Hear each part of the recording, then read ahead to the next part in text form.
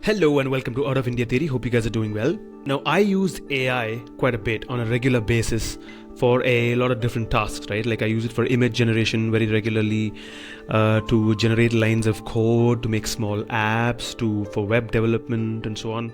So it's pretty useful. Then, if you're the average AI, LLM, chat, GPT, whatever kind of user, there are certain very important dangers or pitfalls that you need to be aware of. That should inform the way you use AI on a day-to-day basis. So point number one, which is pretty obvious, is something called cognitive offloading. Cognitive offloading is basically just outsourcing your thinking to somebody else. I remember when we were in high school and college, we were not allowed to use calculators for calculations, so we'd have to actually work them out on a piece of paper and use our brains. Or even solve solutions in exams and question papers, we had to actually figure out ourselves without the aid of a calculator or a computer. And in our chemistry labs, even though digital weighing scales were available, we had to use one of those mechanical analytical balances, do the painstaking, adding of little weights here and there and adjusting it until you get a pretty accurate decimal value weight for whatever you were measuring out. So it was tough and frustrating, but then it helped you think and understand the concepts behind why you were doing the set way you were doing it.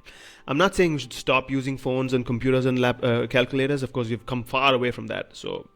But then with ChatGPT and AI, a lot of people simply stop thinking for themselves, and you put the analysis and the burden of thinking on somebody else. So of course, I know that we don't have time to do research like we could in the past, and it helps when somebody else can just collect everything and give us. But then we can use AI to give us all the details and make up our minds ourselves, rather than asking AI to give us a conclusion. Like, you buy the ingredients and cook yourself instead of paying and just buying the food from a restaurant or something. That's a difference. So cognitive offloading makes us dumber. Number two, AI is simply wrong. Many times AI hallucinates, it lies, and it tells you things which are simply not true, which are incorrect. Now, if you, like me, like most people, you are using one of the more free and basic versions that are available to everyone. It's not the most advanced version. So there are a lot of things in which it can be really brilliant, but many things in it is just completely wrong, and it confidently claims it's true and right, but you cannot rely on it. So it's the unreliability of using AI for very important tasks. If you're using it to write a paper or to do research, more commonly people have asked it to find out some movie or some quote or some poetry for me, and it just makes up stuff completely. And I had to go Google it myself, and I find that it's not true at all. You know what I'm saying? It just confidently lies. Or mathematics, its calculations can be often very wrong. It can demonstrate like really remarkable understanding of situations and concepts, but in some of the basic things it's wrong. So the problem is, if you rely on it continuously and you begin to oversee and paper over the parts where it's actually completely wrong, and of course it has implications downstream where you form an opinion based on an incorrect assumption, incorrect conclusion, and if you use that anywhere else, it's all wrong. So hallucinations, lying, and making up stuff. So it's very unreliable. We have to be very aware of the limitations of the specific LLM and the model that we are using. Third one, it's very interesting. There was a research done at Harvard University, and I'll put a link to the paper below, that AI doesn't represent all of humanity. There's a huge amount of diversity, obviously, in cultural differences across humanity, and how people would actually respond to situations, how people would behave, and how people would come up with a solution, and what they actually think. And AI, based on the training data, the cross-section of training data it's been fed, it's completely skewed in favor of what they call the weird countries. So the weird countries are not bad countries. Weird simply means Western, educated, industrialized, rich, and democratic. The US, UK, Australia, Canada, New Zealand, Western Europe, countries like that. So the views and the mannerisms and the cultural bias exhibited by AI does not cover all of humanity.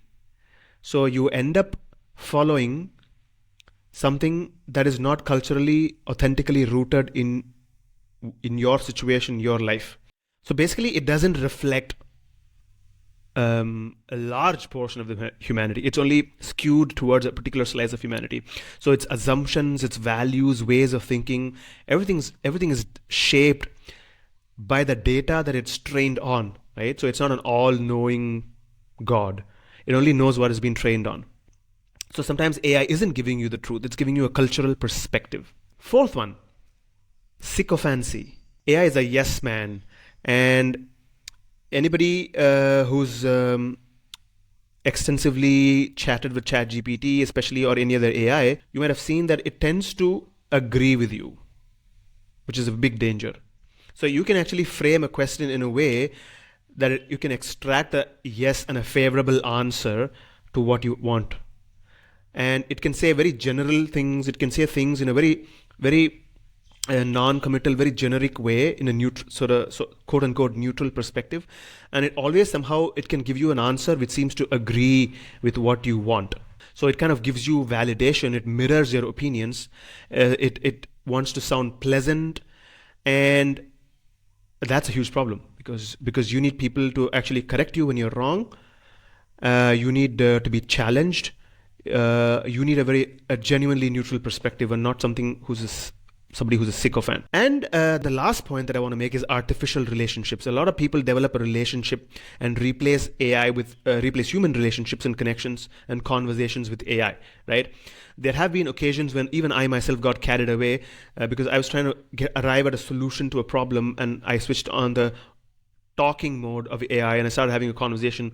It's scary how it's so easy to get carried away, sort of anthropomorphizing, if that's right what I'm using, the computer voice at the other end.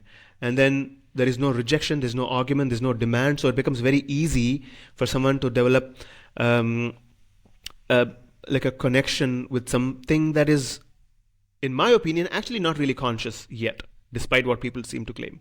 And it kind of might develop into a sort of an unhealthy connection, an unhealthy dependency and reliance. And there have been people who have been misled by incorrect advice that AI has given. So these are 5 main things that I wanted to quickly summarize in this video. I'm sure there are many other challenges and problems and dangers of using AI, which I have missed. Please comment and let me know what you think in the box below. See you in the next video.